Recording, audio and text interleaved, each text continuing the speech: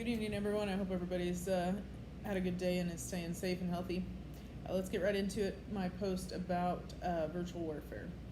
Since the creation of the internet in the late 1980s, the ability of information to travel across the globe has become easier and faster with each passing year. With the advent of social media, anyone and everyone could become a publisher in their own way. The concern, however, is that bad actors will utilize these capabilities to influence a population's thinking and therefore actions in order to contribute to the downturn of a rivalry nation. Revolutions in military affairs generally take several years to manifest themselves and often are not recognized as such at the time.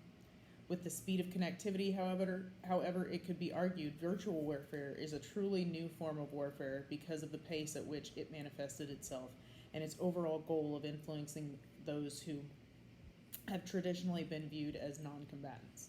As such, it will have a profound effect on the conduct of competition and conflict in the future.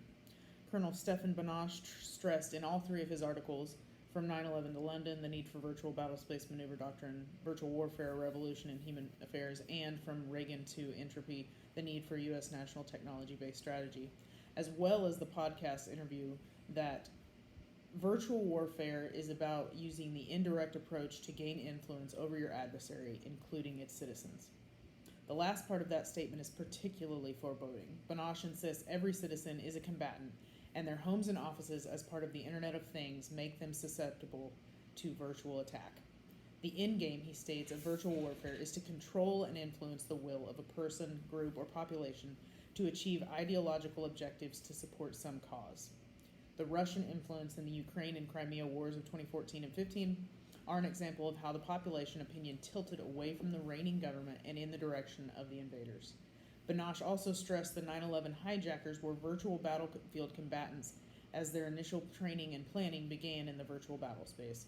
Hundreds of other terrorist attacks have taken place around the world since 9/11, and they were planned and coordinated in the virtual space before the attacks took place in the physical space, Banach states in his virtual warfare article as well. One example highlights the influence of a large population, and the other the influence of small, determined attackers, but they both demonstrate the effectiveness of virtual warfare. How can the U.S. government defend against such a prolific threat? During the Reagan presidency, it was recognized the U.S. needed to develop transformational technological advancements to put us in a better position in the world order. Under his direction, global positioning systems, precision strike munitions, stealth aircraft, global satellite communications, and enterprise-wide technology growth enabled the development of the World Wide Web, according to Banach's From Reagan to Entropy article. But in the current day, the U.S. has let that development slip for other priorities, such as tactical equipment and armored division developments. This has put the U.S. in a precarious position, Banach implores, one in which we no longer enjoy the benefits of being the technological superpower we once were. In short, the U.S. is no longer the only game in town. With that concern in mind, Banach advocates for widespread public and private partnerships. These partnerships, he implores, will develop the new era of warfighter, uniquely positioned to combat the type of social influence attacks being made against the U.S. But care must be taken to develop tactics, techniques, and procedures to ascertain what exactly constitutes an act of war in this new era. Will a massive data breach into a private company that can be traced back to a great power government, let's say China or Russia, be considered an act of war, even if that breach has no direct effect on the security of the nation as a whole? Until now, it has not. Blame that on the current presidential administration, the last administration, or just general confusion worldwide about whether an attack that doesn't directly result in loss of life is actually an attack.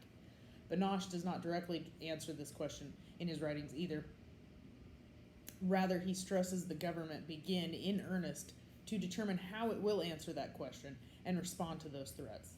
That, to Banach, is the first hurdle in combating the ever-present threat presented from countries who have already made their decision.